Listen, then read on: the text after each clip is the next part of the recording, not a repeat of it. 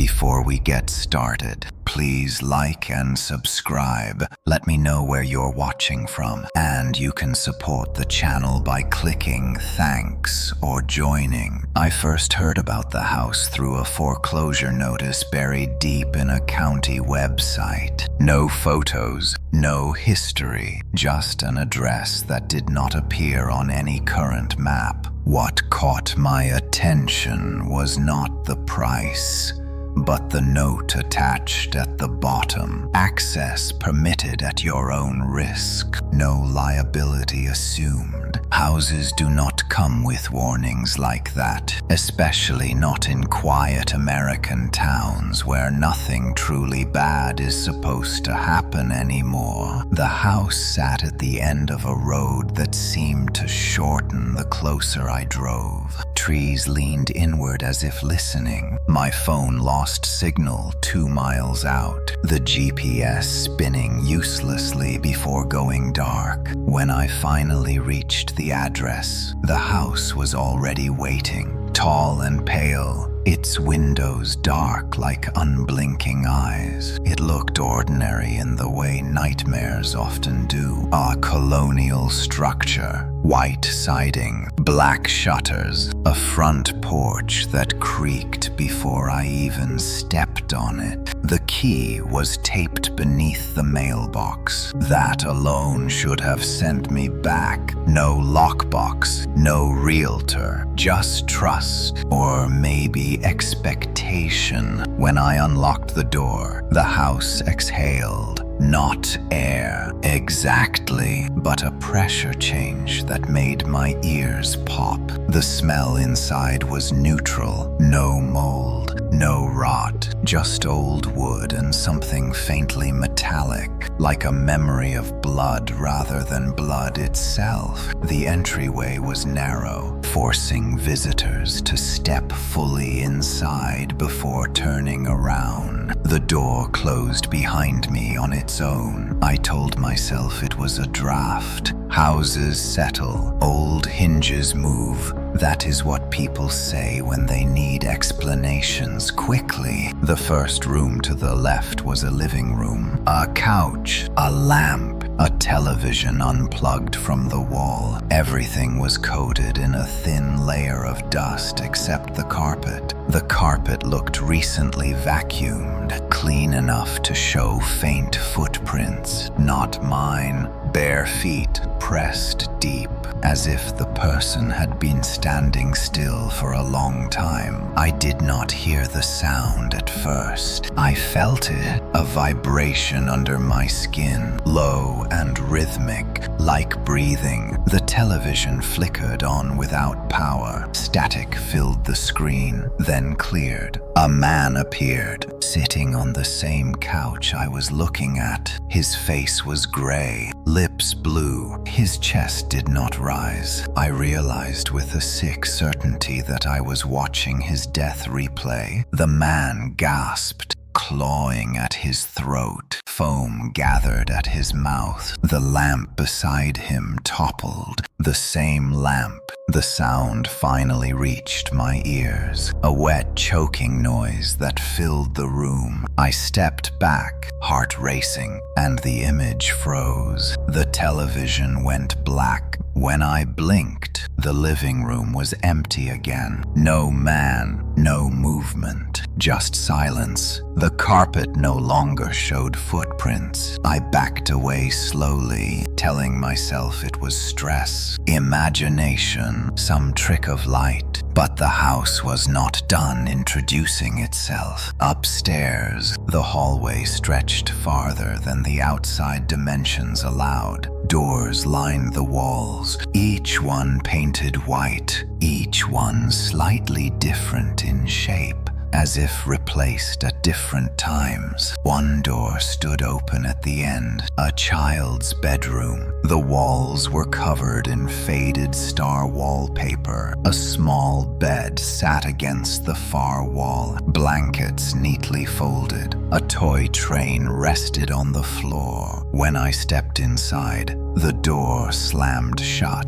The temperature dropped so fast my breath fogged. The sound came from under the bed, soft at first, a whisper, a child's voice counting numbers that skipped and repeated. Then the bed began to shake. The whisper turned into screaming. The mattress dipped violently, as if something underneath was pulling the child down. I covered my ears, but the sound came from inside my head. I could feel the terror, the panic, the moment the air ran out. The screaming stopped abruptly. Silence rushed in, heavier than noise. The bed snapped back into place. The room reset. No disturbance. Child, no sound. The house had shown me another ending. I fled downstairs, my hands trembling, my mind screaming for logic. Old houses make noises. Hallucinations happen under stress. But the house was methodical, intentional. Each room was a recording, a stage, a grave that refused to stay buried. In the kitchen, I found notes written on the counter in dried black ink. Names, dates, times, every name crossed out. I recognized one, the man from the living room. The date matched a death certificate I later found in county records. This house was not haunted. It was an archive. As I turned to leave, the front door was gone. In its place was a wall, smooth, seamless. The house had closed itself around me, and I understood then that it did not want me dead yet. It wanted me to watch. I did not sleep that night. The house did not allow it. Every time I closed my eyes, I felt the rooms shifting, walls breathing slowly, as if the structure itself was alive and waiting for my attention. The air carried a low hum, barely audible, like an old machine running behind the walls. I stayed seated on the kitchen floor until the windows turned from black to gray, convinced that morning would change something. It did not. Sunlight entered the house reluctantly, weak and colorless. Dust motes floated like frozen insects, unmoving. When I stood, my legs trembled, not from fear alone, but from the sense that the house was aware I was awake. I avoided the living room and the child bedroom. I told myself I needed to document what was happening, to prove it to myself before panic erased reason. The next door I opened led to a bathroom. It was small and spotless, white tiles, a porcelain sink, a mirror above it without a single crack. The light switch worked, flooding the room with harsh brightness. For a moment, I almost laughed. Nothing was wrong. No blood, no shadows, no whispering. Then I looked away from the mirror. Behind me, the reflection did not move. I froze. My reflection continued to stare forward, eyes wide, mouth slightly open. When it finally moved, it was not copying me. It raised its hand slowly and pressed its palm against the glass from the other side. I stepped back. My reflection smiled. The sink faucet turned on by itself. Water rushed into the basin, clear at first, then darkening until it ran thick and red. The smell hit me late. Iron. Panic. The mirror reflection began to choke, hands clawing at its throat. Bruises bloomed under the skin as if painted from the inside. I felt it too, pressure wrapped around my neck, invisible fingers tightening. I could not breathe. The room shrank, walls closing in. My reflection collapsed, sliding down the mirror, leaving streaks where its hands dragged. When it hit the floor, the sensation released. The water turned clear. The mirror showed only me again. No blood, no bruises, but my throat burned, and my heart hammered like it had nearly stopped. I understood then that the house did not only show deaths, it made you feel them. I stumbled out, gasping, refusing to enter another room, but the hallway seemed different now, longer, narrower. The ceiling dipped lower the farther I walked. At the end, a door stood ajar, light spilling out. Inside was a bedroom that did not belong to any era. The furniture was mismatched, a modern desk, an old wooden bed, framed photographs lined the walls, each showing a different person sleeping in the same bed. Men, women, old, young, all peaceful, all unaware. The air smelled like laundry detergent, and something sour beneath it. I sat on the edge of the bed without thinking. The mattress dipped deeply, heavier than expected. The door closed silently. The light flickered once,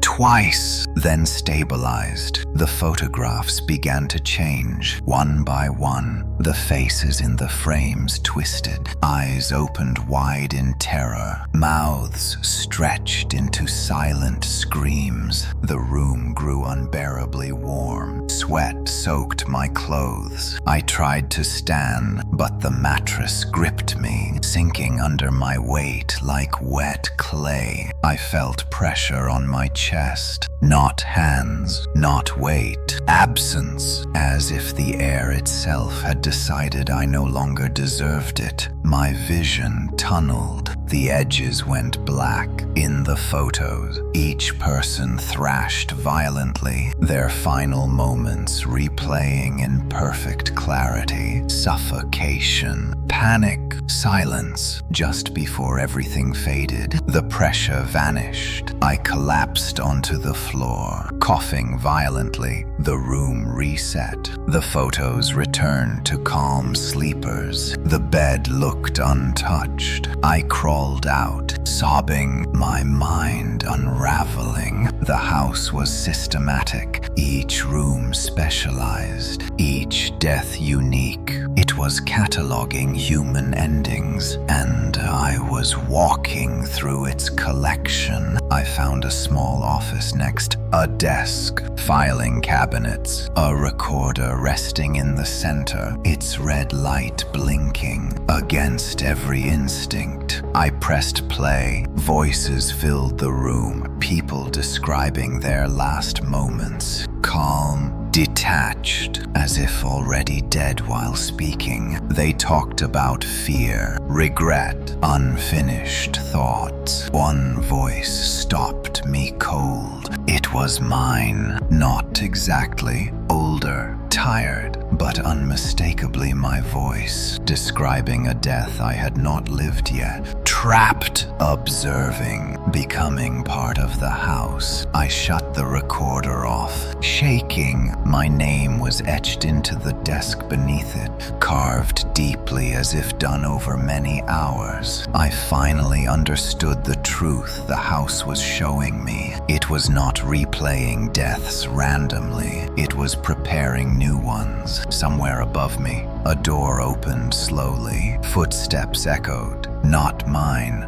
The house had more visitors, and it wanted me to stay long enough to see how they died. The footsteps above me stopped suddenly, as if whoever was walking had realized they were no longer alone. I stood frozen in the hallway, listening to the house settle around us. The walls creaked softly, not with age, but with intention. I knew then that hiding was pointless. The house did not reward silence, it rewarded attention. I followed the sound upward. The staircase felt steeper than before. Each step groaned under my weight. the noise stretching too long, echoing after my foot had already lifted. Halfway up, I noticed scratches along the banister, deep grooves carved by fingernails. Some marks were old and dark, others were fresh, pale wood exposed, as if someone had clawed at it only hours ago. At the top of the stairs, a door stood open. A nursery. The room was painted a soft blue that felt wrong in this place.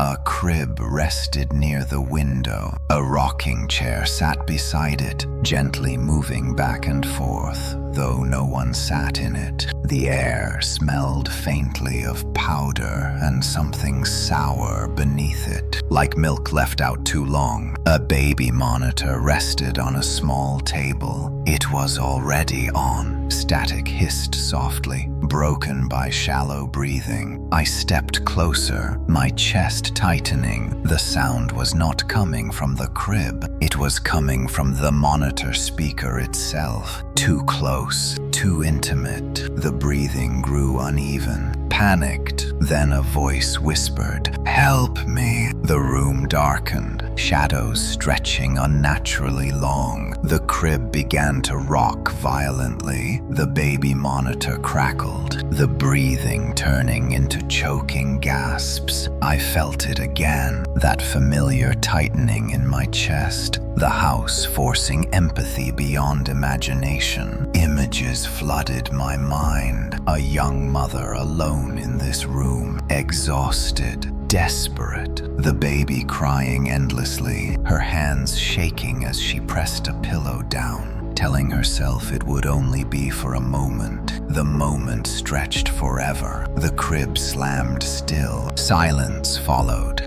thick and suffocating. The rocking chair slowed, then stopped. The room reset. The crib was empty again. No baby, no blood, no proof except the memory burned into my mind. I staggered back, nearly falling down the stairs. The house was escalating. It was no longer content with strangers. It was showing me the most unforgivable endings, the ones people hide even from themselves. Another door down the hall creaked open. Inside was a long dining room. A table set for 6, plates spotless, glasses filled with clear liquid. The chairs were pushed in neatly, except one at the far end, pulled back as if waiting. I approached cautiously. As soon as I touched the chair, the lights dimmed. The liquid in the glasses darkened, thickening. The smell of chemicals filled the air. I heard coughing. 6 figures faded into existence around the table. A family.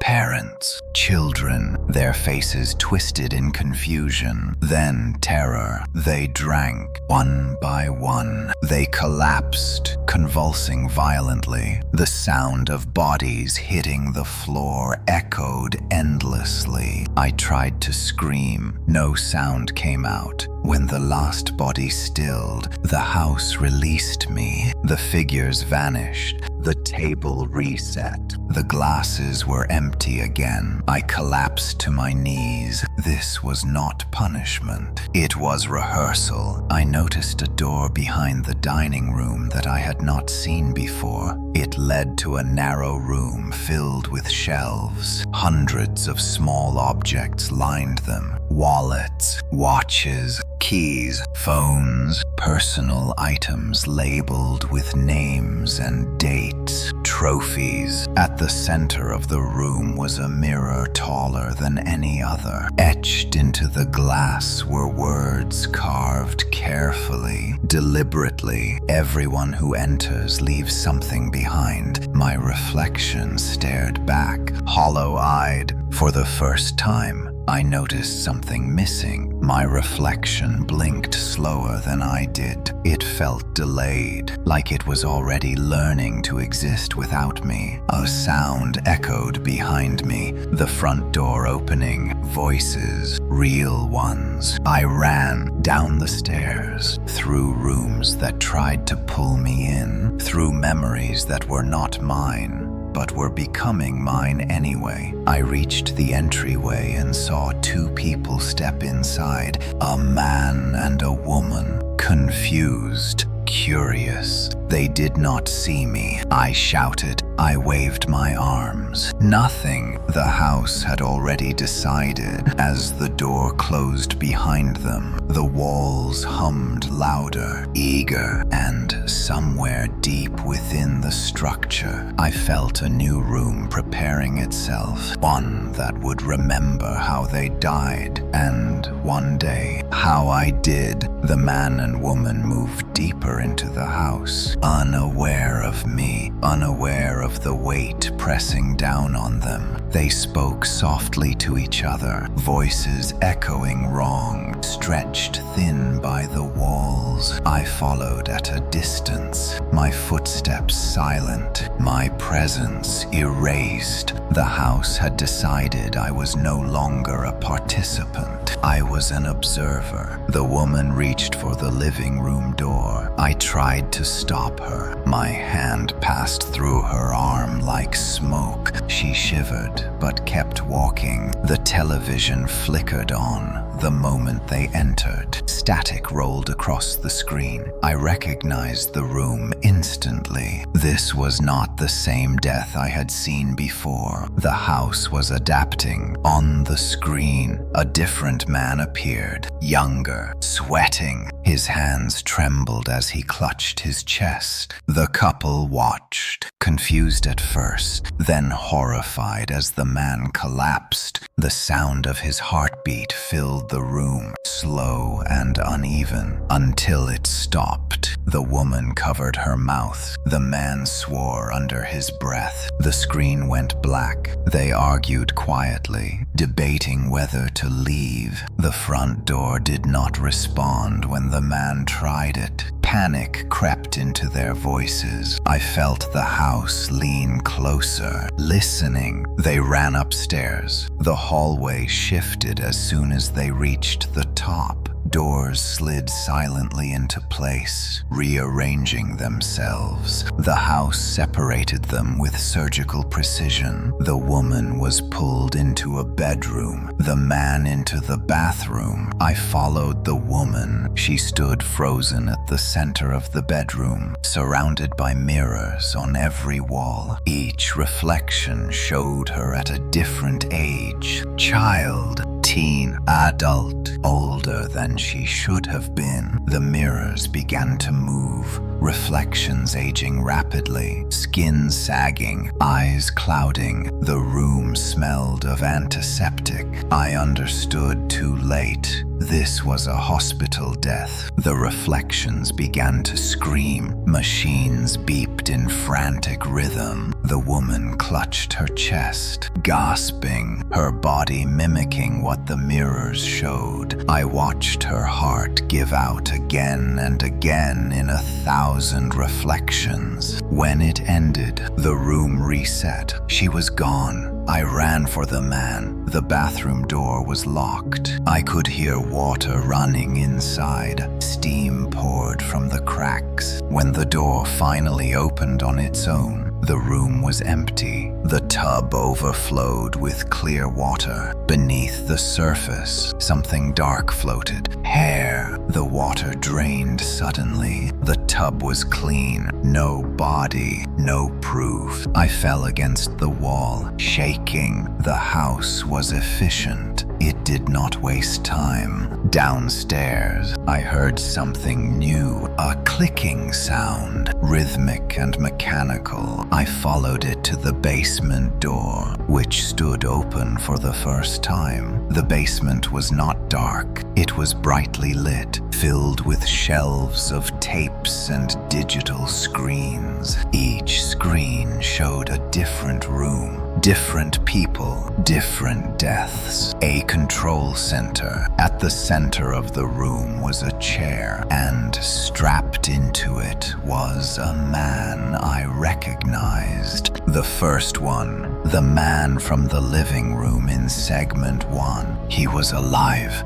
barely. His eyes tracked me, his mouth moved, but no sound came out. Tubes ran from his arms into machines that hummed softly. A screen above him replayed his death over and over, looping endlessly. I realized the truth. Some deaths were not memories. Some were being recorded live. The house was not just a place, was a system. It needed operators, witnesses, and eventually replacements. The screens shifted. One showed me standing in the basement. The red light blinked. Recording started. The red recording light did not turn off. It pulsed softly, steady and patient, as if it knew there was nowhere left for me to go. I stepped back from the chair in the basement, my legs weak, my mind refusing to accept what my eyes were seeing. The man strapped there was still breathing, shallow and uneven, every breath monitored, measured,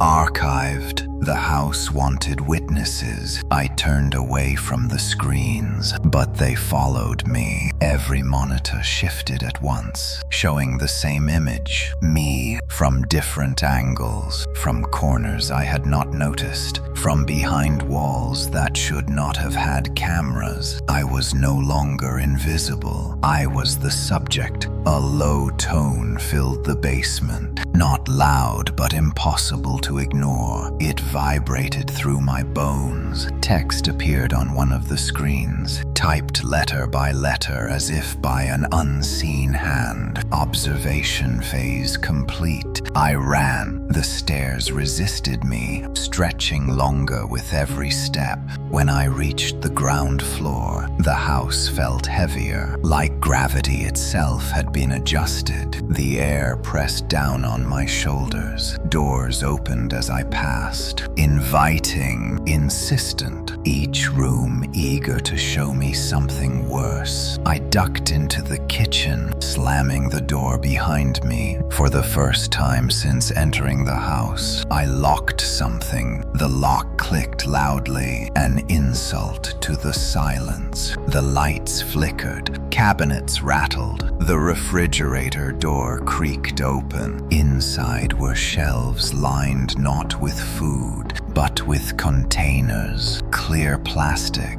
neatly labeled, names, dates, times, organs suspended in cloudy liquid, hearts, lungs, a liver still bearing a wedding ring caught in hardened tissue. I gagged and stumbled back. The table was set with a single plate. On it lay a fork and knife, spotless. Beside them was a note written in careful handwriting. Every part has a purpose. The chair scraped loudly behind me. Someone was sitting there. I spun around. An old man stared back, his skin translucent, veins dark beneath it. His eyes were sunken but alert. He looked solid enough to be alive, but I knew better now. They make you think you can leave, he said calmly. They show you exits. They let you try. My voice shook. Who are you? He smiled sadly. A caretaker, a placeholder, like you. He gestured around the room. I watched this kitchen eat a family once. Gas leak, silent, efficient.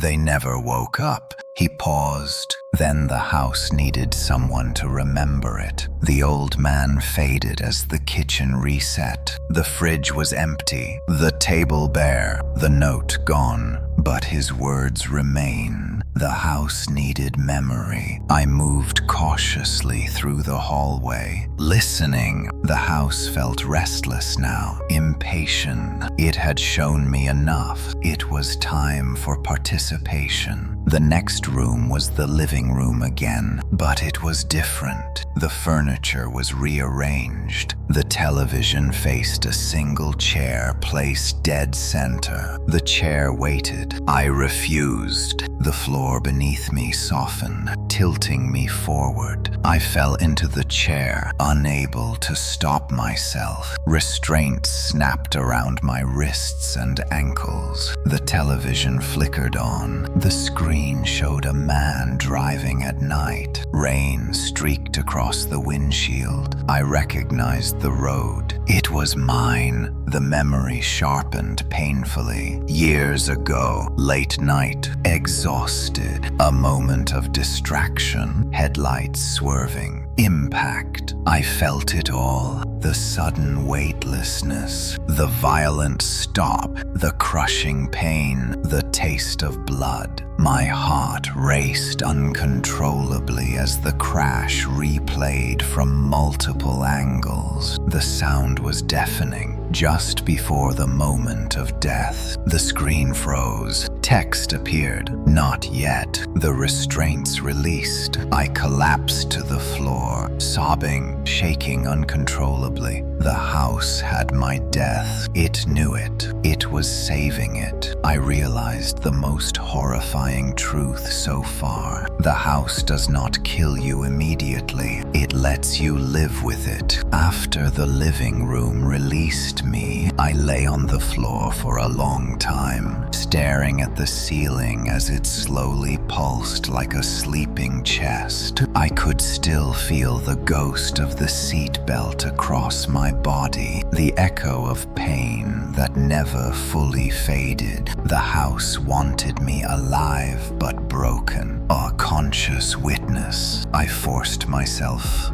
up. If the house needed memory, then memory could be used against it. That thought became my anchor. I began to explore again, but differently this time. Not as prey, not as audience. As a thief. Near the back of the house, I found a narrow hallway I had not seen before. The walls were unfinished, exposed beams and wiring visible beneath cracked plaster. At the end was a small room with a single desk and a corkboard covering one wall. The board was filled with floor plans, dozens of them, hand-drawn, printed, scribbled over, each labeled with dates stretching back decades. The house had not always looked the same. Rooms had been added, removed, replaced, entire sections erased. Someone had been studying it. A notebook lay open on the desk. The handwriting was frantic but precise. Notes about patterns, room behavior, reset cycles. One sentence was underlined repeatedly. The house replays deaths, but it feeds on witnesses. My hands shook as I turned the page. Another line stopped me cold. If no one remembers the death, it cannot complete the cycle. I heard a sound behind me. Breathing. I spun around. A woman stood in the doorway. She looked solid, real. Her eyes were sharp with the same desperate intelligence I felt rising in myself. You read it too, she said quietly. We stared at each other, afraid to speak louder. The house listened. Her name was Eleanor. She had been here longer than she could remember. Days, maybe weeks. Time did not behave normally inside the house. She had learned to move only when the house was distracted, replaying deaths for newcomers. It is always hungry, she said, but it is also predictable. She showed me rooms I had not seen yet, empty spaces where deaths had failed, rooms that glitched, walls that flickered like bad video. In one bedroom, the replay froze midway. A man stood half-transparent, mouth open in a scream that never finished. "They tried to kill him here," she whispered, but something interrupted. She pointed to the corkboard. They stopped watching. The realization hit hard. Attention was the fuel. Eleanor led me to a door hidden behind a wardrobe. Inside was a small windowless room, bare concrete, no furniture, no screens, no mirrors. "The house hates this room," she said. "Nothing ever happened here." I stepped inside and felt it immediately. Silence, real silence. No hum, no pressure. My thoughts felt clearer, my chest lighter. A sanctuary. We did not stay long. The house noticed. A tremor ran through the walls. The low tone returned, louder now, angry. The lights dimmed across the house. Doors slammed in sequence, locking us in. The screens activated everywhere at once. New recordings began. Eleanor grabbed my arm. "It is escalating. It knows we are not behaving correctly." The house flooded us with memories. Rooms triggered simultaneously. Screams overlapped. Deaths layered on top of each other until it was unbearable. I dropped to my knees, clutching my head. Through the noise, I heard something else. A crack! The sanctuary room flickered. The walls shimmered like heat haze. It was weakening, but the cost was immediate. The floor gave way beneath Eleanor. She fell into darkness, screaming my name. The house cut the sound instantly. A new screen lit up. Eleanor, recording. I understood the choice the house was forcing on me. Watch or forget. I turned away from the screen. The house screamed. Turning away from Eleanor's screen felt like tearing something vital out of myself. The house reacted instantly. The hum rose into a shrill vibration that rattled my teeth. Walls flexed. Light fixtures shattered. Glass raining down like sharp hail. The house was furious, not because it had lost a victim, but because it had lost an audience. I ran. The corridors twisted violently, doors slamming open and shut in rapid sequence. Rooms I had already survived tried to pull me back in, replaying fragments faster than before. A choking gasp here, a scream cut short there. The house was throwing everything at me, desperate to force my attention. I kept my eyes down. That was the trick Eleanor had taught me without words. Do not watch. Do not listen. Do not remember. The stairs dropped away beneath my feet and reformed a moment later. I barely caught myself on the banister, my hands scraping against the old claw marks. The house wanted me to fall. It wanted me disoriented, panicked, compliant. Instead, something else happened. A door I had never seen before appeared at the end of the hall, plain, unmarked. It did not glow or creak or hum. It simply existed. I opened it. The room beyond was large and empty, its floor covered in a thick layer of dust. Footprints crossed it in chaotic patterns, some leading nowhere, some stopping abruptly as if the person had vanished mid-step. Along the walls were outlines where furniture once stood. Shadows burned permanently into the paint. This room felt old, older than the others. At the center of the floor was a circle drawn in chalk. Inside it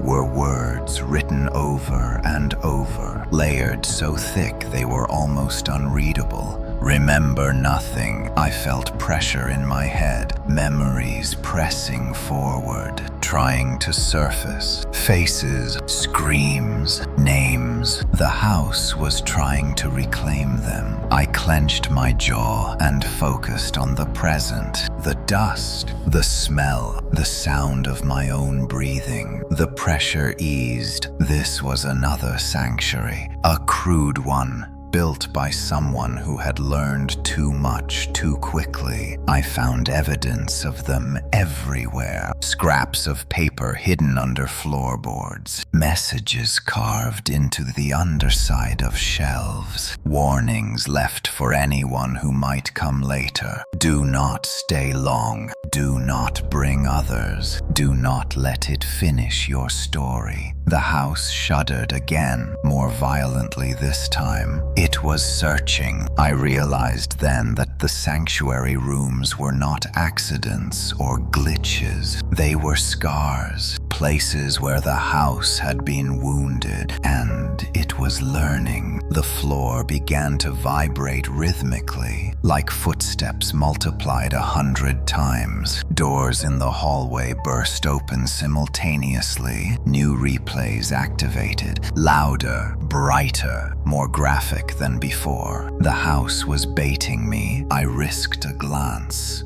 Should not have. A new room had been prepared. It was my childhood bedroom. Every detail was perfect. The posters on the wall, the dent in the carpet where my desk used to be, even the faint glow of the streetlight through the window matched my memory exactly. On the bed sat a younger version of me. He looked up, eyes wide with fear. The room darkened. The sound of thunder rolled outside. I remembered this night. The storm, the power outage, the panic attack I had hidden from my parents. The replay accelerated. The younger me clutched his chest, gasping. Pain that had never been real became real now. Magnified, weaponized. I felt my own heart stutter in response. The house was no longer content to show deaths. It was inventing them. I screamed and tore my gaze away. The room shattered like glass. I collapsed, retching, my head pounding. Blood trickled from my nose onto the dust. The house spoke then, not with words, but with certainty. If you do not watch, others will. If you do not remember, they will die unseen. The meaning was clear. The house could move beyond its walls. It could bring people here, lure them, feed on them, unless someone stayed, unless someone remembered. I understood the role Eleanor had been forced into, the role the caretaker before her had accepted, the role now pressing itself onto me, a watcher, a recorder, a living archive. The sanctuary walls began to crumble, chalk smeared, words faded. The house was closing the wound. I stumbled out as the door dissolved behind me.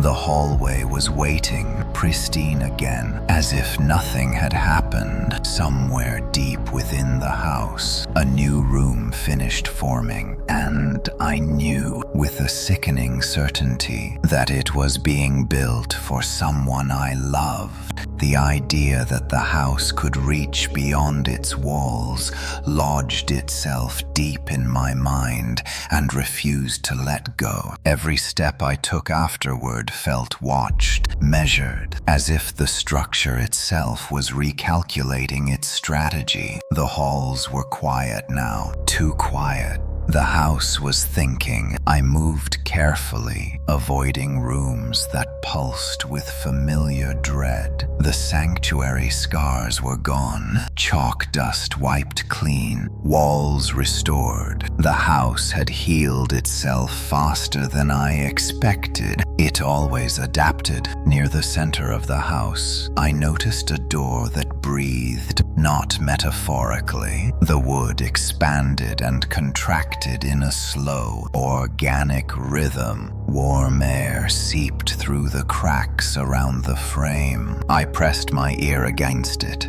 and heard voices layered together, dozens of them whispering out of sync. This was new. When I opened the door, heat washed over me. The room inside was circular, its walls covered in thousands of small photographs pinned tightly together. Faces stared out at me, some I recognized from earlier replays. Others were strangers. All of them were afraid. In the middle of the room stood a pedestal with a thick book resting on it. The Book of Witnesses. I did not need the house to tell me its name. I felt it. The book hummed softly, vibrating with restrained energy. I opened it despite every instinct screaming at me not to. Each page held a name. Below each name was a description of their death, not just how they died, but who watched, when, how long. Some pages were nearly blank, the deaths unfinished. Others were dense with detail, the ink pressed deep as if written with force. I found Eleanor. Her page ended abruptly, the final line unfinished. Watching incomplete. The house had not finished feeding. The whispers grew louder. The photographs began to twitch, blinking, mouths opening silently. The room tightened around me. The book grew heavier in my hands. A realization hit me with crushing clarity. The house did not need everyone to die inside it. It only needed them to be witnessed. I slammed the book shut. The room reacted violently. Photos tore free from the walls, swirling around me like a storm. Voices screamed in unison, demanding attention,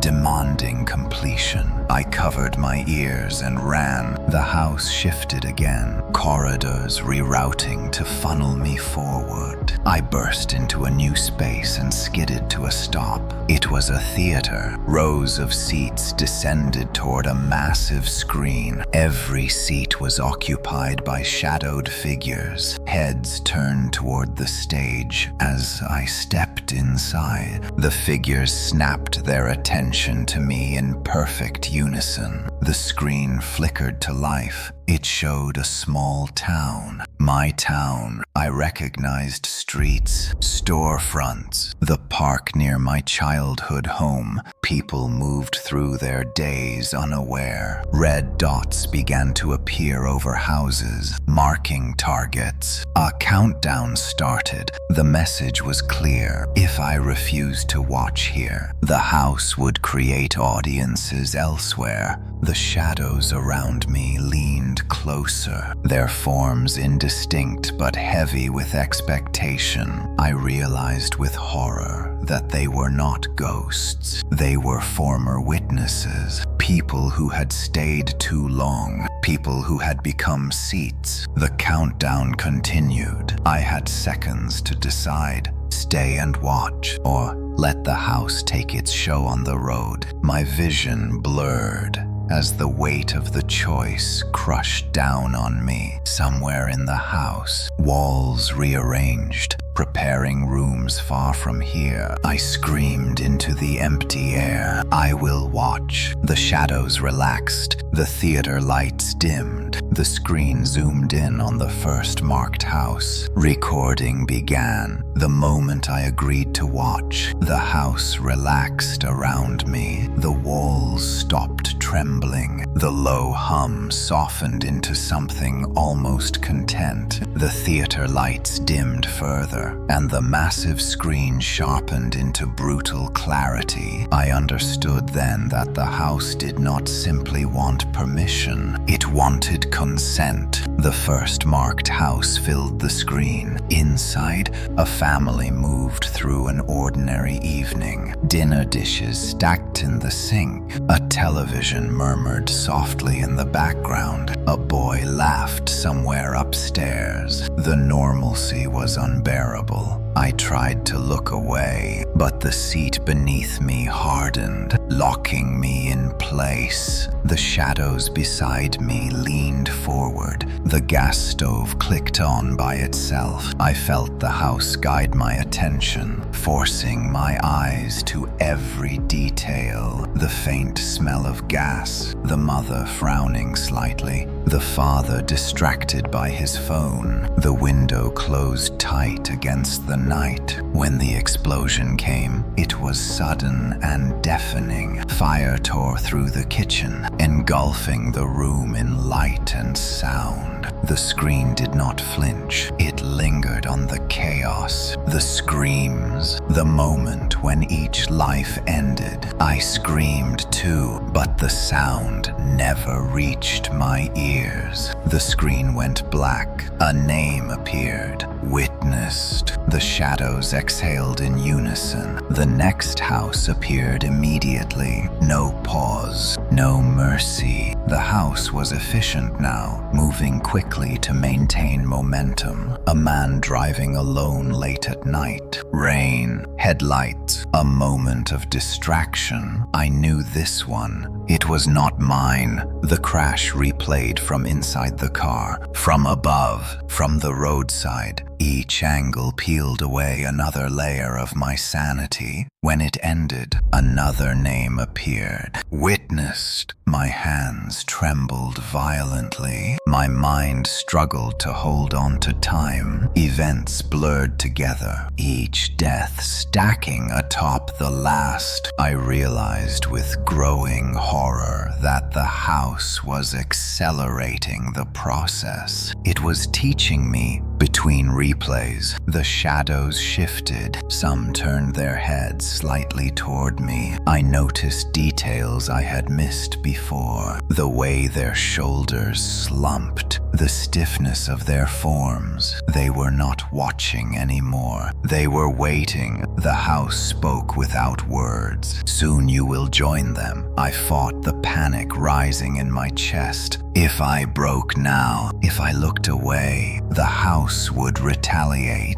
It would send its attention outward again. I could not let that happen. I focused on small details to survive. The flicker of pixels, the rhythm of the countdown timer resetting, anything to anchor myself. Hours passed. Days. Time dissolved completely. The theater never emptied. The deaths continued. Fires, faults, poisonings, accidents too precise to be accidents. Each marked, each witnessed. I began to feel the house inside my thoughts, anticipating scenes before they played, recognizing patterns, predicting outcomes. The horror dulled into a sick familiarity that terrified me more than the screams. At some point, I realized I was no longer seated. I was standing. The shadows around me had thinned. Some seats were empty. I understood why. Witnesses did not die. They faded. I saw myself reflected faintly in the dark screen between replays. My eyes looked wrong, distant, hollow, like the caretaker had been. A new screen activated. This one was smaller, intimate. It showed the sanctuary room. Eleanor, she was alive.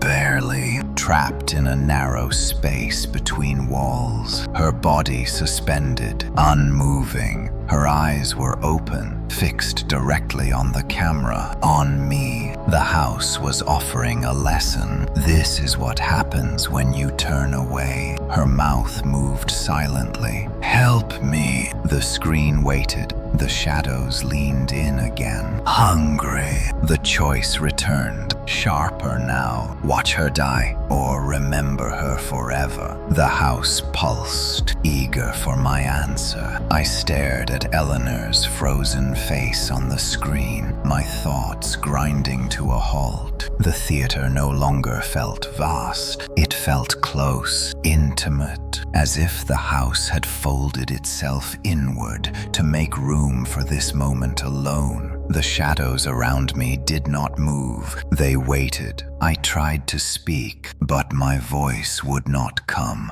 My throat burned, as if I had been screaming for hours. The screen pulsed softly, syncing with my heartbeat. Eleanor's eyes never left me. The house already knew my weakness. I remembered the first night I met her, the frantic notes, the sanctuary room, the way she spoke softly, carefully, as if words themselves might be overheard. She had tried to save me without ever saying the word save, and now the house was asking me to erase her. A line of text appeared beneath her image. Witness required. The shadows leaned closer. I shook my head slowly. No. The theater reacted violently. Seats rattled. The floor lurched beneath my feet. Somewhere deep in the structure, walls split apart and slammed back together. The house was not used to refusal at this stage. The screen changed. The town appeared again. New red markers bloomed across the map, spreading faster this time.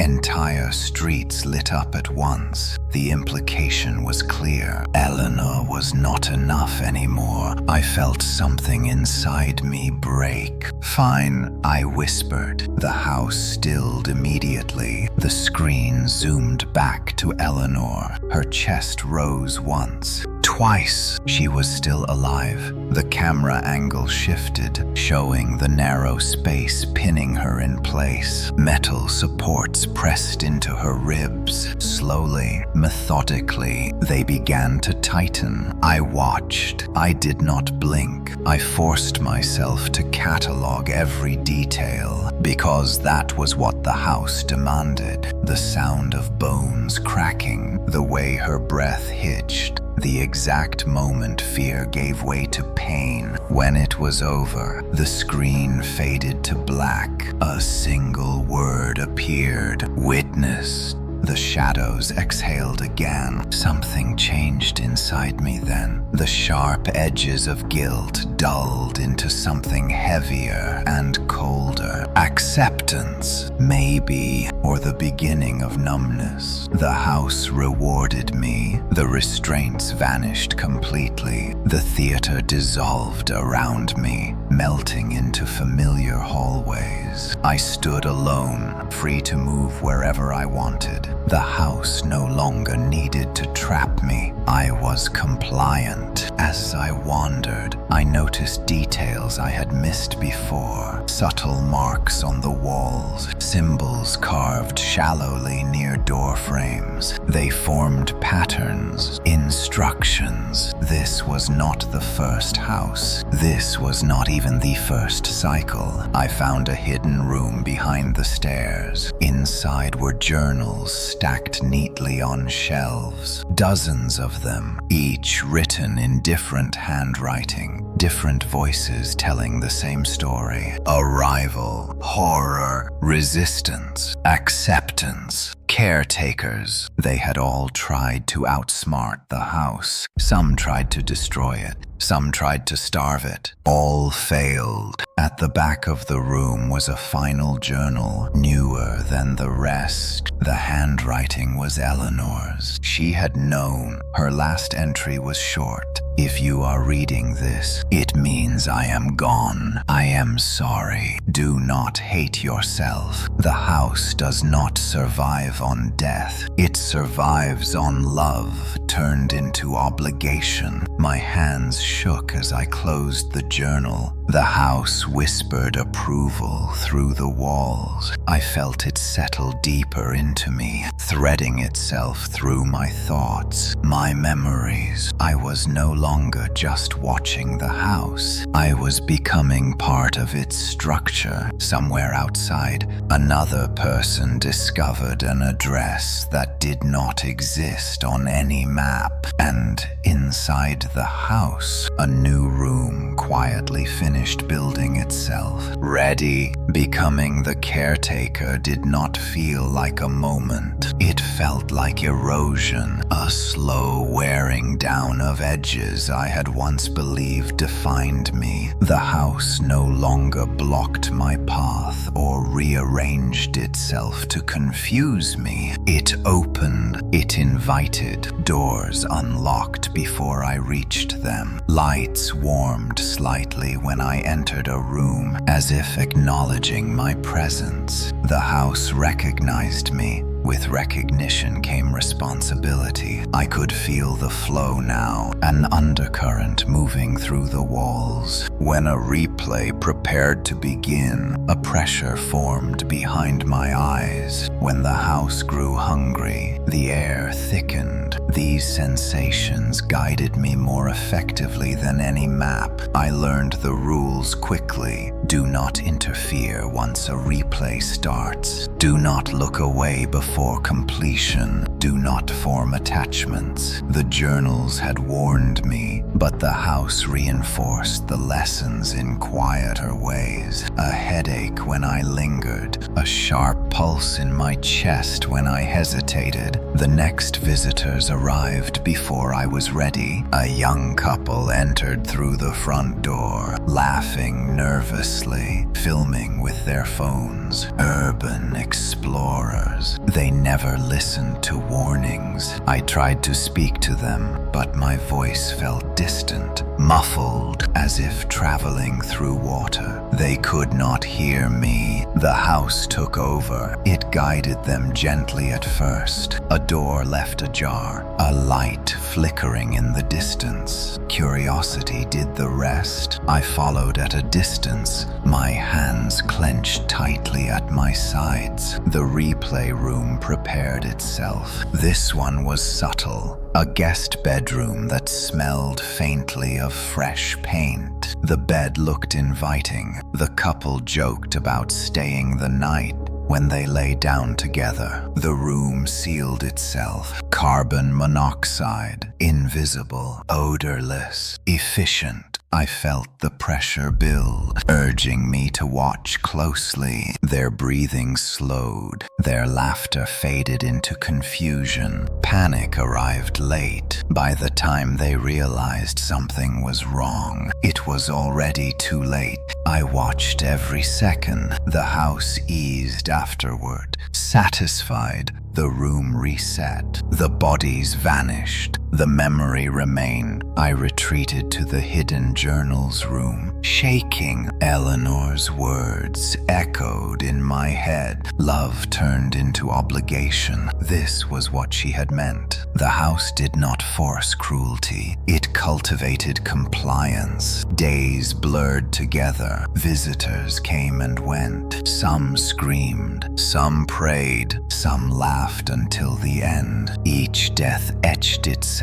deeper into me, layering memories that were not mine, but had become inseparable from who I was. I began to notice changes in myself. Reflections lagged slightly. My shadow no longer matched my movements perfectly. When I slept, I dreamed of rooms I had never seen, deaths that had not happened yet. The house was teaching me anticipation. One night, the pressure arrived stronger than ever. A warning, a new replay forming faster than usual. I followed it to a room I recognized instantly, the living room. But it was not showing a stranger. The screen showed my mother. She sat alone on her couch at home, reading quietly. Red markers pulsed faintly around her image. The house was not waiting for permission this time. Panic surged through me, raw and uncontrollable. I ran through the halls, searching for a way to stop it, to divert the attention elsewhere. The house resisted for the first time, walls narrowing, doors slowing. A message formed in my mind, clear and merciless. Caretakers do not choose who is spared. I fell to my knees. The screen waited. The pressure intensified, threatening to tear me apart if I resisted. I understood then the final rule the journals had not written. The house always collects what matters most. With shaking hands, I forced myself to watch. The replay began. Watching my mother die broke something fundamental inside me, but it also sharpened everything else. The house expected collapse, grief, submission. Instead, it felt resistance for the first time.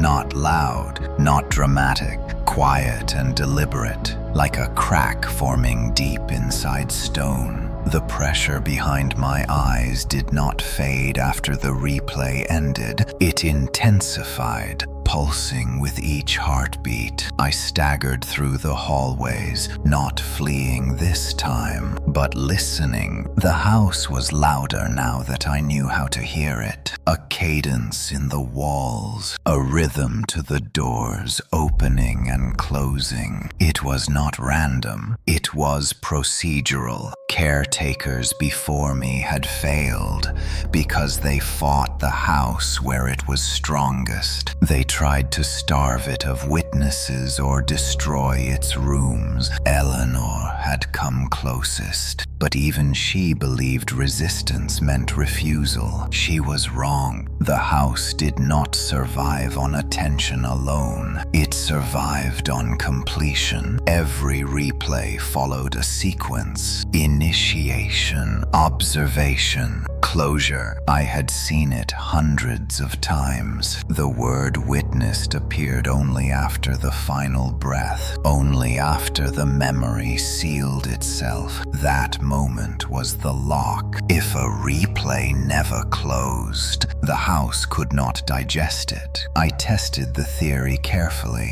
A warning sensation guided me to a new room forming near the back of the house. The air shimmered, raw and unfinished. Inside, a bathroom assembled itself piece by piece, tiles snapping into place, a mirror blooming across the wall like frost. A man appeared in the reflection, middle-aged, exhausted, alive. I felt the pull to watch. I resisted it, focusing instead on the edges of the room, the grout lines, the flicker in the light, the way the mirror lagged half a second behind reality. The replay began. Water ran. Steam filled the room. The man leaned over the sink, breathing hard. I recognized the pattern. Heart attack. Sudden. Final. But I did not watch the ending. I closed my eyes. Pain exploded behind them as the house reacted violently. The floor buckled. The mirror screamed. A high glass sound that cut through my skull. I tasted blood. Still, I did not look. The pressure built to a breaking point, then suddenly released. The room froze. The man gasped, clutching his chest, suspended mid-motion. The word never appeared. Witness did not come. The house recoiled. I opened my eyes. The room flickered uncertainly, as if unsure how to exist. The man vanished. The bathroom dissolved. Tiles unraveling back into nothing. For the first time since entering the house, I felt fear that was not mine. The house had been wounded again. It responded immediately. Doors slammed across the structure. Screens activated in clusters. Multiple replays began at once, overlapping chaotically. The house was trying to overwhelm me, to force closure through sheer volume. I moved methodically. Whenever a replay reached its final moments, I turned away. I covered my ears. I recited memories of my own childhood, grounding myself in something the house could not rewrite.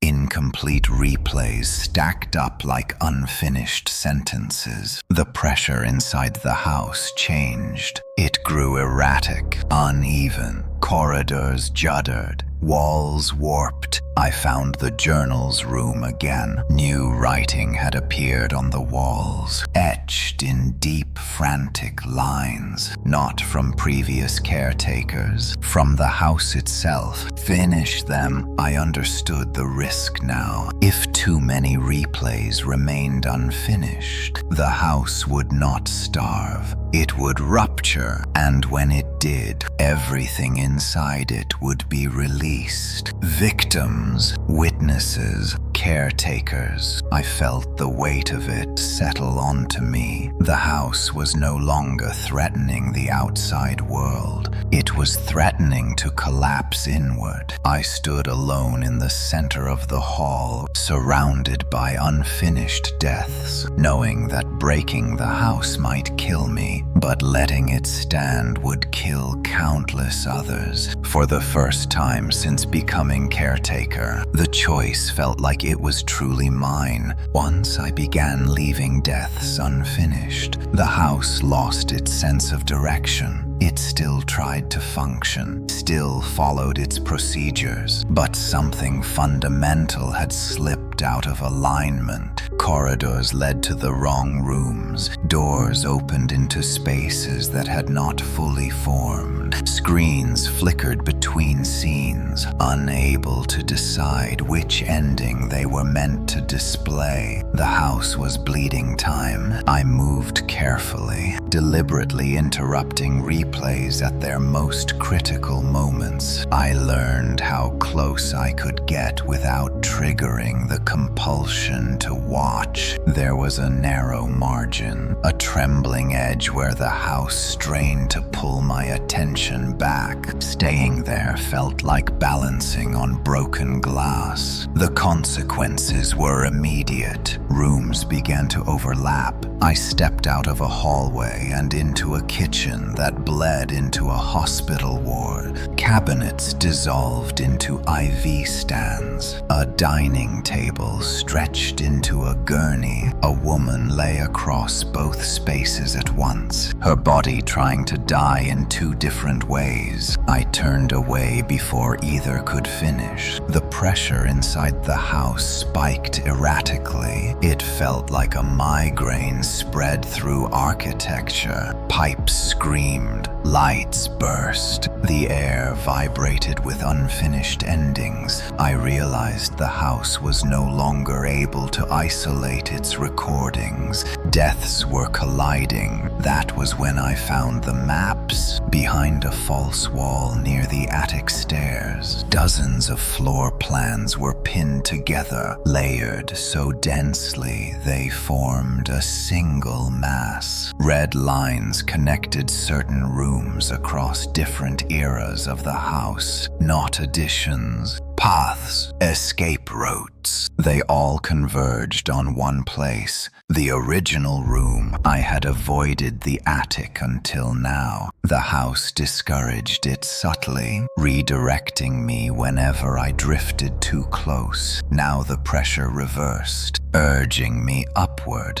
Desperate. The attic was nothing like the rest of the house. No screens, no furniture, just exposed beams and a single window choked with grime. The air was cold and still. At the center of the floor was a crude square, outlined in dark stains. This was where it started. I saw it without watching. A man alone, decades ago, dying slowly in this space. No witnesses, no closure, just fear and silence stretching endlessly. The first unfinished death. The house had grown around it. The realization hit me with brutal clarity. The house was not created to record deaths. It was created to finish one. Every replay, every witness, every caretaker had been an attempt to complete that original ending, to provide the attention and closure it never received, and it had failed. That failure had metastasized. The house reacted violently to the revelation. Beams groaned, The attic floor cracked beneath my feet. From below came a roar of overlapping screams as unfinished replays surged upward.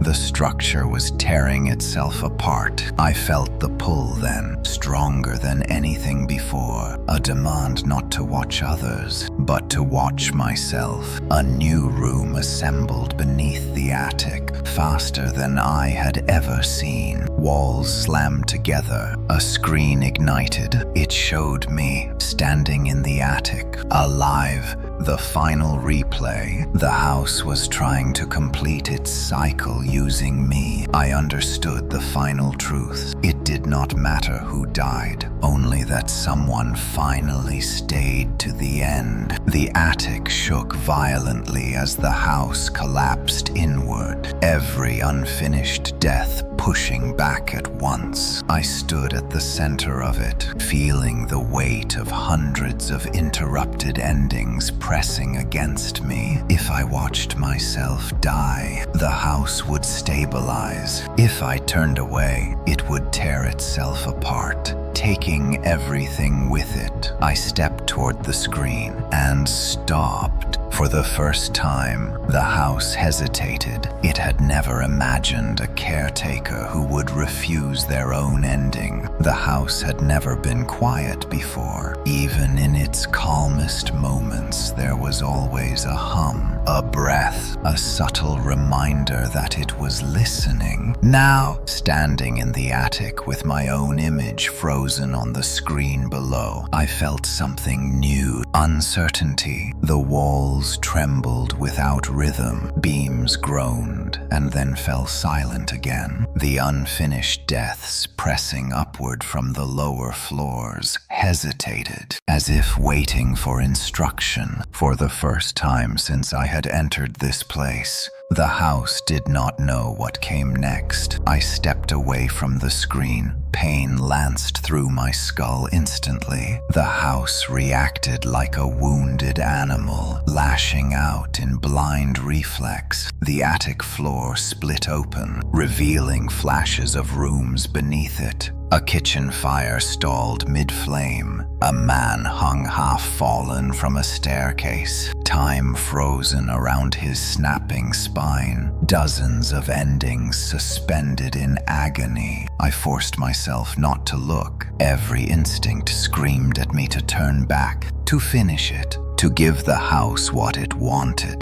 The pull was physical now, a force dragging at my eyes, my neck, my thoughts. I dropped to my knees and pressed my forehead against the cold wood, grounding myself in the present. I am here, I whispered, not there. The pressure eased slightly. I understood then what the house had never learned. Witnessing was not the same as attention. The house confused the two, believing that watching equaled meaning. But meaning came from choice, and I was choosing refusal. The house began to unravel faster. Corridors below collapsed into one another. Rooms bled through walls, memories spilling freely. I saw flashes without engaging them. A woman crying in a bathtub, a child hiding under a bed, a man staring at a locked door as smoke filled the room. None of them completed. The house screamed, not audibly, but in sensation, a vibration that shook dust from the beams and set my teeth on edge. It tried one last tactic. It showed me the outside. The screen shifted, no longer reflecting me, but the road leading to the house. Police lights flickered faintly in the distance.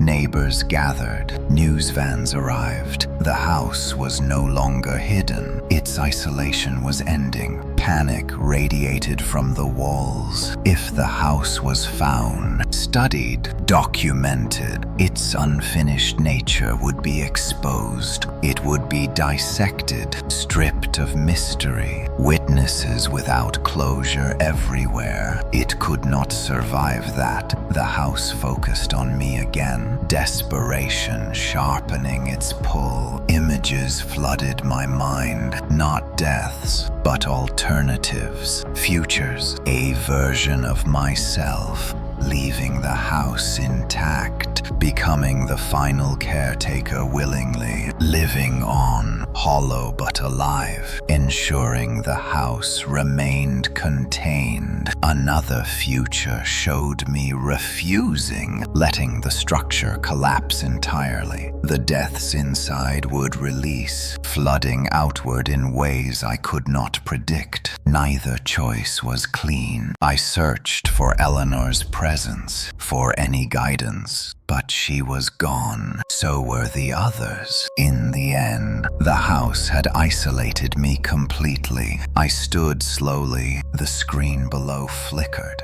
Trying to reclaim my reflection, I turned my back on it fully. The attic window shattered outward, fresh air rushing in for the first time. The house recoiled, beams splintering as if allergic to the outside world. I felt the structure weakening rapidly now, not collapsing violently, but dissolving, losing cohesion as its purpose unraveled. I realized what had to be done. The house needed one thing to end, not a witness, a goodbye. I closed my eyes and spoke aloud, not to the house, but to the original death that birthed it. "You are seen," I said quietly. "You mattered. You can stop now." The pressure vanished. The house went still, and somewhere deep beneath my feet, something finally let go. The stillness did not last. For a brief moment after I spoke those words, the house felt empty, hollowed out like a shell, abandoned by whatever once lived inside it. The pressure vanished completely. The hum died. Even the air seemed lighter, easier to breathe.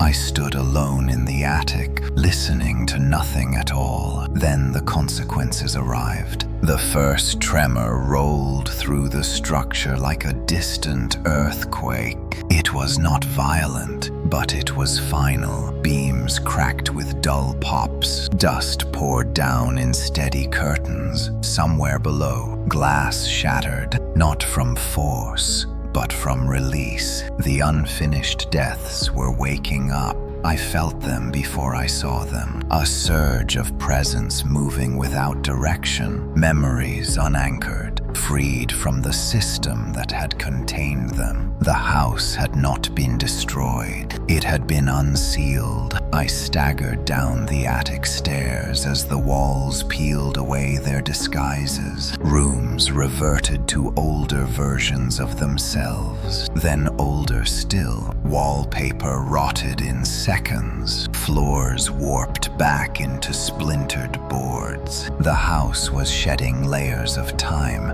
On the second floor landing, I saw the first one. A woman stood in the hallway, her form incomplete. Parts of her flickered in and out as if struggling to remain solid. Her eyes met mine, filled not with anger, but confusion. She tried to speak, only air came out. More followed. A man clutching his chest, frozen just before collapse. A child dragging a blanket that dissolved behind him. A dozen figures drifting aimlessly, no longer bound to rooms, no longer repeating. They were free and lost. The realization hit me hard. The house had contained them not just physically, but narratively. Their deaths had given them structure. Now that structure was gone, and with it any sense of direction. They needed something new. They needed a witness.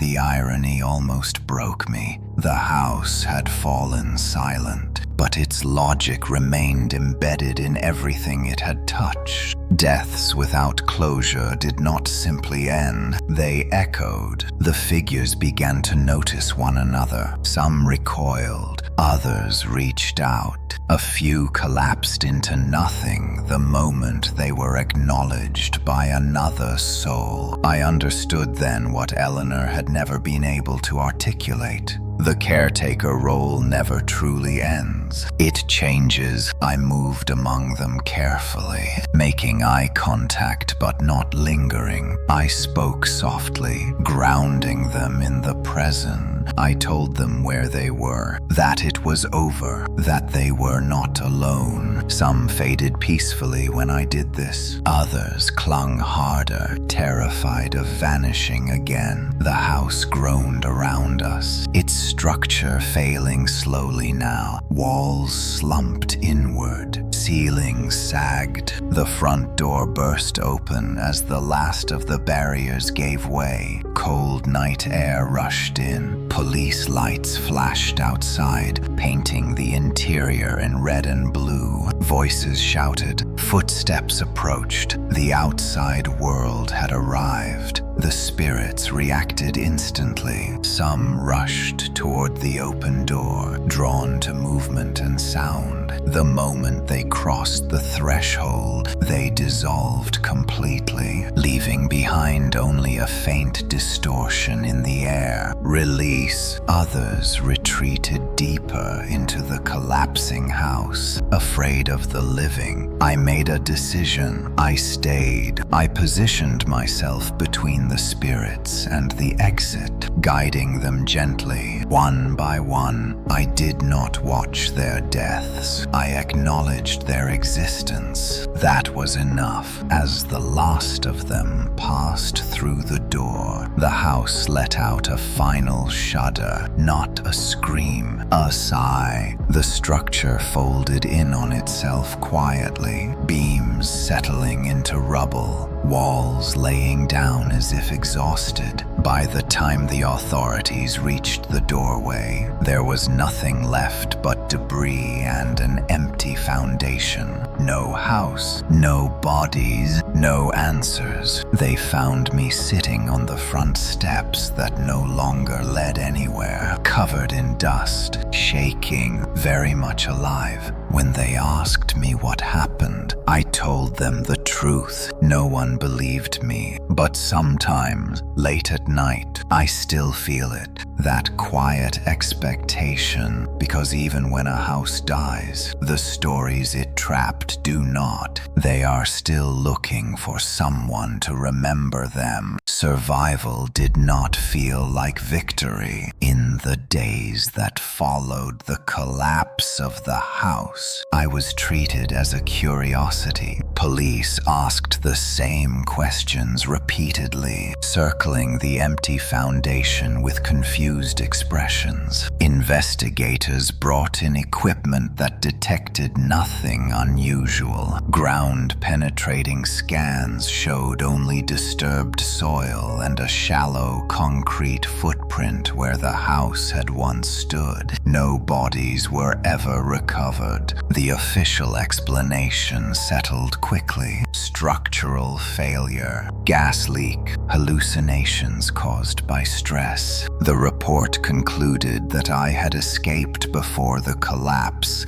and suffered psychological trauma afterward. They were wrong. The house was gone, but its absence was not empty. I began to notice it the first night after I was released from the hospital. I lay awake in my childhood bedroom, staring at the ceiling, listening to the ordinary sounds of a normal home. Wind outside, pipes clicking, a passing car. Then I felt it, that familiar pressure behind my eyes. Not strong, not demanding, just present. I sat up slowly, heart pounding. The room looked unchanged. No screens, no doors rearranging themselves. And yet I knew with absolute certainty that something was waiting, not in the room, in me. Sleep became impossible. Every time I closed my eyes, I saw fragments, not full replays, just moments. A hand reaching out, a mouth opening to scream, a final breath that never quite finished. Unfinished memories. They were not trying to hurt me, they were trying to be seen. I left town within a week. I told myself distance would help, that the house had been tied to a place, a structure, soil. But the farther I drove, the clearer the sensation became. The pressure followed me, steady and patient. In a motel room 3 states away, I woke to find the television on. Static filled the screen. For a heartbeat, panic surged. Then the screen went dark. No replay, just a reflection. My own face stared back at me, older somehow, eyes carrying weight they had not before. The role had not vanished. It had migrated. I began to test the boundaries carefully. When I focused on the pressure, images sharpened, not tied to locations, not tied to rooms. Deaths happened everywhere. Every day. Accidents, illness, violence. Most passed unnoticed. Some lingered. Those were the ones that found me. I realized then what the house had truly been. A filter, a way to contain the unbearable excess of endings humanity produced. The house had been a vessel, crude but effective, concentrating unfinished deaths into one place. Now that place was gone, and something still needed to do the work. The first time it happened outside the house was in a grocery store. A man collapsed in the aisle beside me, clutching his chest. Shoppers screamed. Phones came out. Help arrived too late. I felt the pull immediately. The moment stretched, threatening to fracture into something worse. I stepped closer, knelt beside him, and spoke softly. I did not watch him die. I acknowledged him. You are not alone, I whispered. The pressure eased. When the paramedics arrived, the moment had passed cleanly. No echo, no lingering pull. I understood then what my new role was. Not caretaker, witness, but different. I was no longer recording endings. I was preventing them from rotting. This did not make life easier. Every day, I felt deaths brush past me like cold drafts. I learned to recognize which ones needed attention and which would close on their own. The burden was constant, invisible, and absolute. I could not save anyone. I could only keep their endings from becoming something else. Sometimes, late at night, I wondered what would happen if I stopped, if I ignored the pressure, if I let unfinished deaths accumulate again. I suspected the answer would look very familiar. Somewhere, somehow, a new house would begin to form, and someone else would find an address that did not exist. So I keep going, because some stories do not want an ending. They want a witness who refuses to turn them into a place. Living as a witness reshaped my understanding of time. Days no longer moved forward in a clean line. They folded inward, circling moments that never quite ended. I learned to sense when an ending was fragile, when it might splinter and leave behind something that should not exist. Those moments pressed against my awareness like bruises beneath the skin. I stopped keeping a permanent address. Staying too long in one place made the pressure gather, as if unfinished endings began to orbit me. Airports became temporary shelters. Highways felt safer than homes. Motion diluted the pull. People around me noticed something was wrong. They said my eyes looked tired, that I listened too closely, that I reacted to things before they happened. I learned to smile at the right moments, to nod, to blend in. Explaining the truth would only create new fractures. The first time I failed, I understood the cost. It happened on a commuter train just outside a city I had never visited before. Rush hour, too many people, too much noise. The pressure arrived suddenly, sharp and overwhelming. A man near the doors collapsed without warning. I was too far away. The crowd surged. Panic spread faster than help. By the time I reached him, the moment had already torn open. I felt it slip past me like a snapped wire. The train lights flickered. For a split second, the interior shifted. The walls stretched. The windows darkened. I saw the outline of a room trying to form where the man had fallen. I shouted for people to move back. My voice sounded wrong, distorted. No one listened. Then it stopped. The moment sealed itself imperfectly. The man was gone. The train continued. People whispered. Authorities arrived at the next station, but the echo remained. That night, in a cheap hotel room, I saw it clearly for the first time. A faint outline hovering in the corner of the ceiling, a suggestion of walls, of angles, a room. It was small, weak, incomplete, but it existed. I spent the night sitting upright, refusing to sleep, watching it fade slowly back into nothing. The pressure behind my eyes burned until morning. I had almost created another house. From that day on, fear replaced exhaustion as my constant companion. The role I carried was not passive. It required precision. Failure had consequences. I began to catalog patterns. Deaths that occurred in isolation rarely caused problems. It was crowds that mattered. Shared attention, collective shock. Those moments were volatile. If left unmanaged, they could crystallize. Witnessing was no longer enough. Guidance mattered. I started positioning myself near places where endings clustered. Emergency rooms,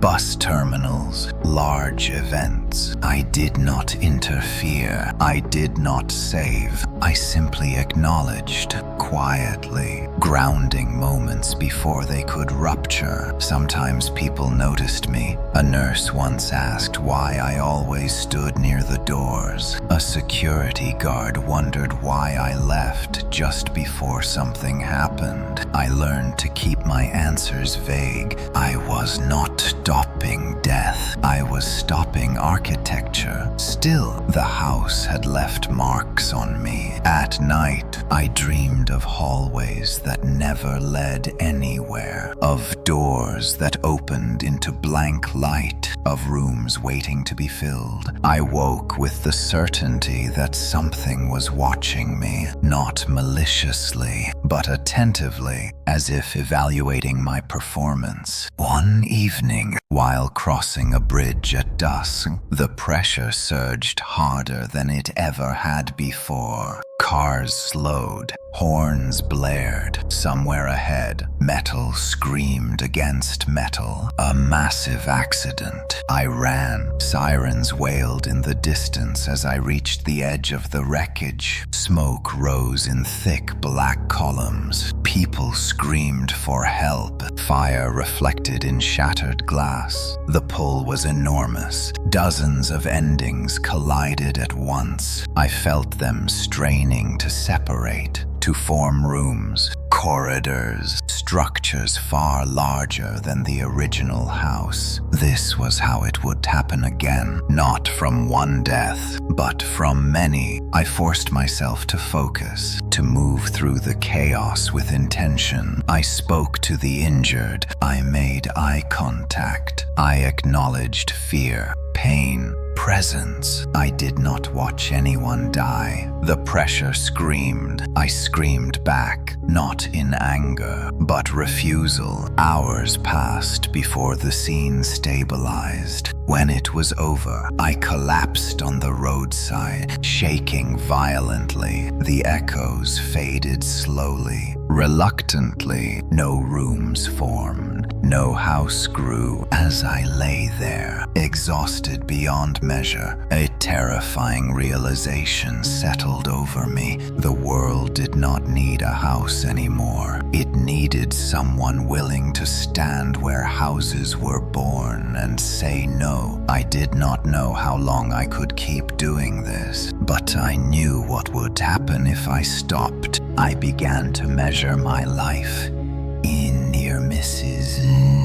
Days when the pressure never rose felt like borrowed time. Days when it surged left me hollowed out, scraped thin by effort and restraint. The role I carried did not announce an ending, but it hinted at one. Nothing that required constant vigilance could last forever. The first sign was memory, not the house, not the deaths, my own. Names slipped away. Streets I had walked hours earlier felt unfamiliar. I woke in unfamiliar cities without remembering how I arrived. Motion kept the pressure manageable, but it also eroded me, sanding down the edges of who I had been. I started leaving notes for myself, simple things. Today is Tuesday. You are in Denver. The pressure feels low. Eat something. They helped until they did not. One afternoon, while sitting in a quiet cafe, the pressure rose without warning. No sirens, no crowds, just a clean, sharp pull that made my vision blur. I stood too quickly, chair scraping loudly, and every head turned toward me. That was the problem. Attention. I felt it then, unmistakably. The pressure was not coming from an ending nearby. It was coming from me. My heart skipped painfully. The room seemed to expand, angles stretching just enough to feel wrong. For a split second, I saw the faint outline of walls where there were none. A doorway trying to exist between tables. I staggered outside into the cold air, breathing hard. This was how it ended, not with a dramatic sacrifice,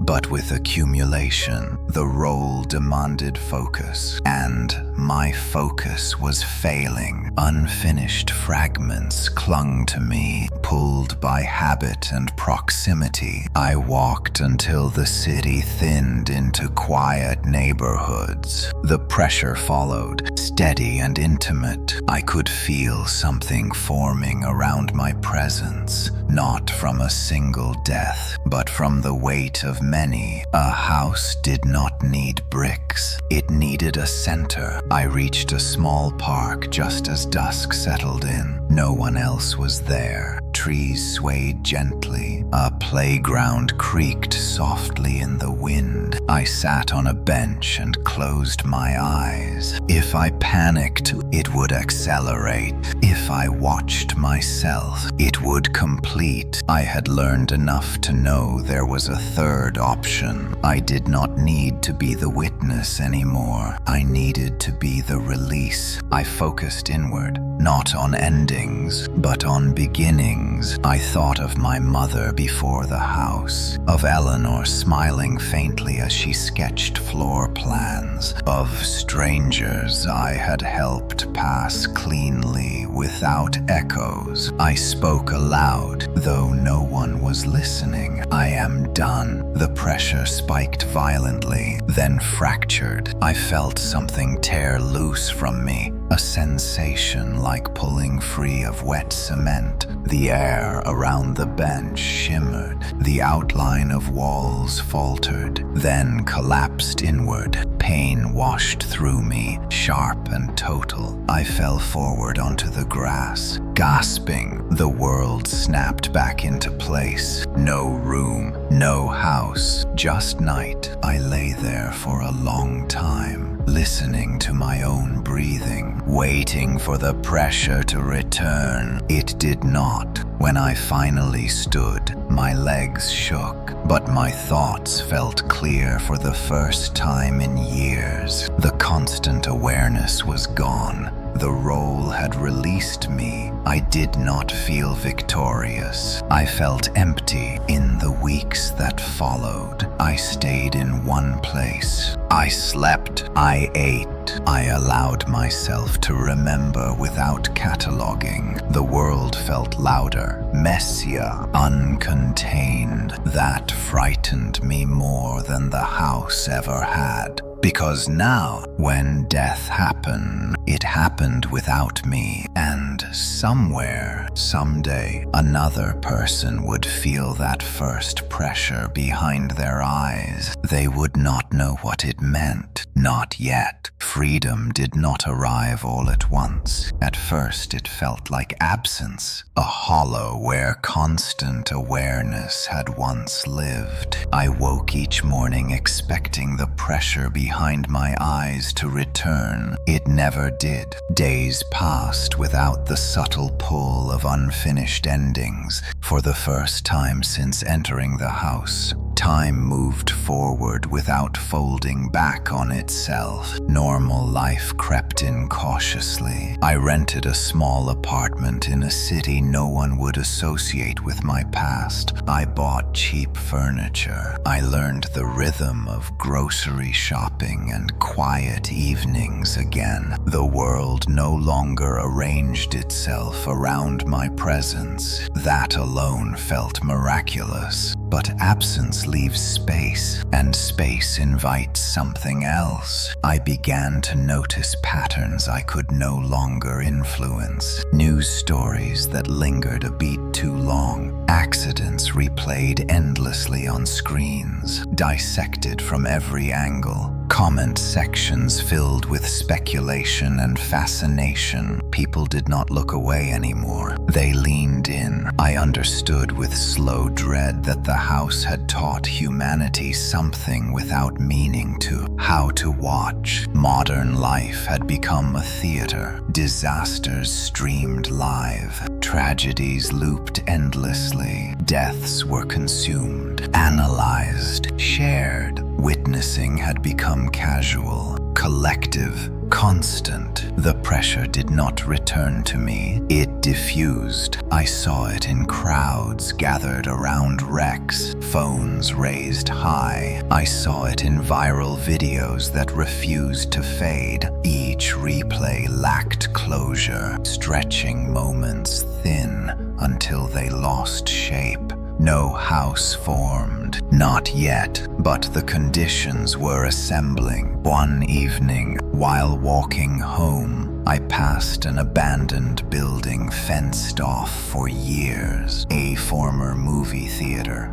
Boarded up and forgotten, someone had spray-painted words across the plywood. Remember this place. The letters were crude, uneven. Desperate. My stomach tightened. I stood there longer than I meant to, staring at the building. The air around it felt felt slightly wrong. Not heavy, but attentive, as if something inside was listening for permission. I walked away. That night, I dreamed of seats filling slowly, not with people, but with attention, eyes without bodies, focus without compassion. I woke drenched in sweat. I could no longer sense endings, but I could still recognize beginnings, and this was all. Days later, the building burned. No one was inside. No one died. The news called it vandalism, arson by unknown parties. The footage played on repeat across multiple channels. People speculated, commented, shared. The burned shell of the theater stood untouched afterward,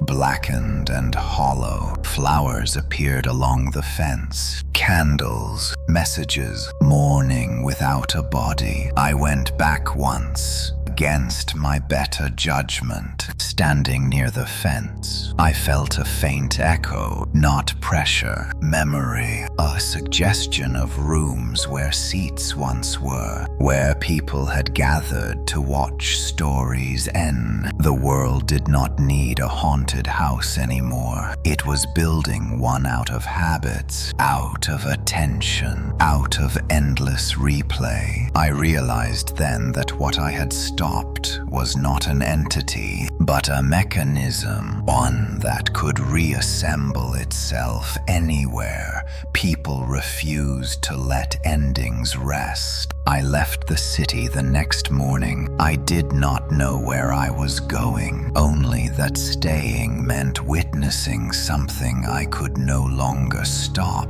As I crossed state lines, my phone buzzed with the notification, a video trending worldwide. The thumbnail showed a darkened interior, rows of seats, a single glowing screen. The title read, "You will not believe what happened here." I turned the phone face down and kept driving. Some stories do not need a house. They only need an audience. I wish I could say this story ends with distance, with the sound of tires on asphalt fading into something like peace, with me choosing not to look back and the world continuing on without consequence. That would be easier to believe. It would also be a lie. The first sign appeared weeks after I stopped driving. I had settled temporarily in a coastal town where storms came and went quickly, where people rebuilt without asking too many questions. I avoided the news. I avoided crowds. I avoided screens whenever possible. But avoidance is not the same as escape.